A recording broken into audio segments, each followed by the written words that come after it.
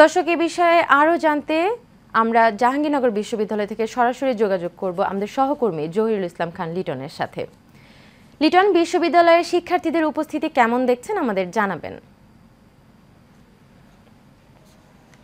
অন্য আপনি জানেন যে দীর্ঘ 1 মাস পরে কিন্তু জাহাঙ্গীরনগর বিশ্ববিদ্যালয় খুলে দিয়েছে। আমরা এসে দেখেছি যে জাহাঙ্গীরনগর বিশ্ববিদ্যালয় শিক্ষার্থীদের পদচারণায় কিন্তু মুখরিত হয়েছে। জাহাঙ্গীরনগর বিশ্ববিদ্যালয় মুখরিত হয়ে থাকলেও আমরা কিন্তু লক্ষ্য করেছি, আমি এই মুহূর্তে রয়েছি কলা ও মানবিকী অনুষদ ভবনের ঠিক সামনে। এখানে এসে দেখলাম যে এখানে যত শিক্ষার্থী রয়েছে তারা কিন্তু এখানে সকলে মিছিল করতেছে এবং ক্লাস বর্জন করেছে। তাই এই বিষয়টি নিয়ে আমি সাধারণ শিক্ষার্থী যারা রয়েছে তারা কিন্তু মিছিল করে পুরো ক্যাম্পাস প্রদক্ষিণ করেছে। আমরা একজনের সাথে কথা একজন সাধারণ শিক্ষার্থী যিনি রয়েছেন তিনিও দেখলাম যে এই মিছিলের নেতৃত্ব দিয়েছিলেন। আপনাদের এখন দেখলাম যে আজকে তো ক্লাস চলার কথা, আপনাদের যেখানে ক্লাস থাকার কথা সেখানে ক্লাস বর্জন করে আপনারা কেন মিছিল করতেছিলেন একটু যদি বলতেন। ক্লাস থাকা প্রশাসনের থেকে ক্লাস আজ থেকে ক্লাস চালু হওয়ার নির্দেশ দেওয়ার পরও শিক্ষার্থীরা ক্লাসে আসছে, কিন্তু ক্লাস তারা করবে না। কারণ করবেন হিসেবে ওই বর্বরিচিত হামলায় অনেক শিক্ষক মদত দিয়েছেন। স্বৈরাচার শাসকের লেজুর ভিত্তিক শিক্ষক তারা তাদের শাস্তি না হওয়া পর্যন্ত, শিক্ষক থেকে তাদের পদত্যাগ না করানো পর্যন্ত শিক্ষার্থীরা ক্লাসে ফিরতে চাচ্ছে না এবং তাদের জন্য প্রশাসনের কাছে প্রত্যেকটা সাধারণ শিক্ষার্থী সর্বোচ্চ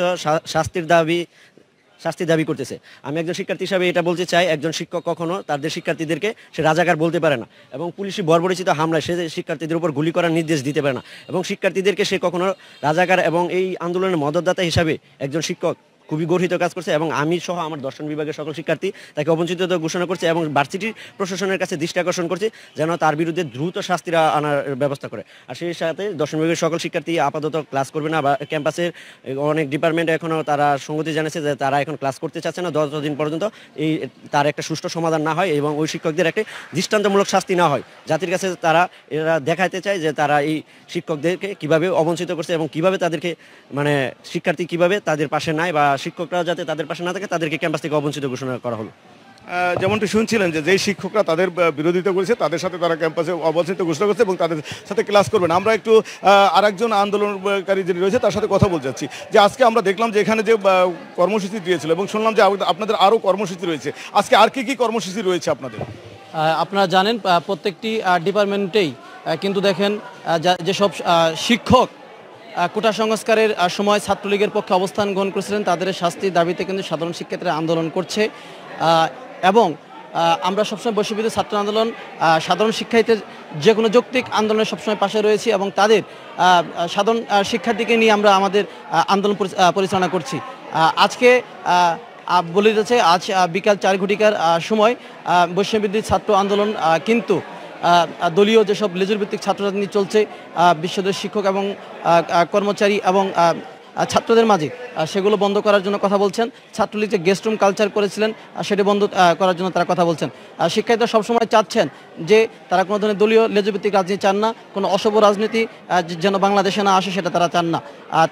তারা সাধারণ শিক্ষার্থী হিসেবেই দেশের মানুষের অবদানের জন্য তারা কাজ করতে চান। যেমনটি শুনছিলেন যারা বলছেন জাহাঙ্গীরনগর বিশ্ববিদ্যালয় হবে একটি অরাজনৈতিক হবে এবং এখানে কোনো রাজনীতির থাকবে না, পাশাপাশি এখানে ছাত্র শিক্ষক থেকে শুরু করে এবং শ্রমিক কর্মচারী আছে সকলে রাজনীতির ঊর্ধ্বে থাকবেন। আমরা একটু এখানে যিনি সমন্বয় করেন তার সাথে একটু সংক্ষিপ্ত আকারে আপনি বলতেন যে আপনাদের এই কর্মসূচি আপনারা যে চাচ্ছেন যে শিক্ষকদেরও রাজনীতি থাকবে না, পাশাপাশি ছাত্রদের কোনো রাজনীতি থাকবে না, এই বিষয়টি নিয়ে একটু সংক্ষিপ্ত। দেখুন, শিক্ষকদের যদি রাজনীতি না থাকার কথা বলি তাহলে হচ্ছে আজকের যে ঘটনার কারণে আমরা এখানে একত্রিত হয়েছিলাম সেটি হচ্ছে আমাদেরই একজন শিক্ষক নামধারী একজন মানুষ যাকে আসলে আমরা এখন আর শিক্ষক বলে পরিচয় দিতে চাই না।